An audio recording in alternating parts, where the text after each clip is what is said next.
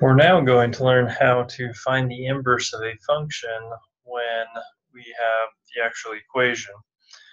As we look at the function over here on the left side, we see that we have y equals 3 times 2 raised to the x.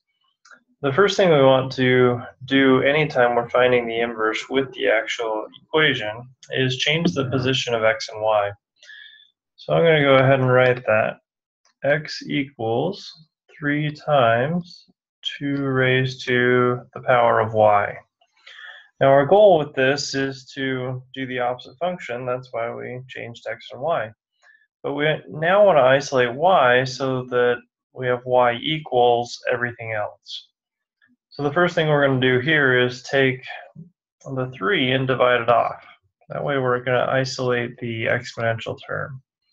So those 3's will cancel out, leaving us over here with x divided by 3 equals 2 raised to the y power.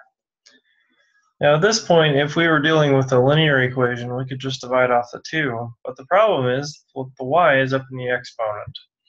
So in order to get that y out of the exponent, we need to use the inverse of an exponential function. And what that is a logarithm. So we have the exponent of, or the base of 2 and the exponent of y. What we're going to do is take this base of 2 over to the other side and write it as a logarithm.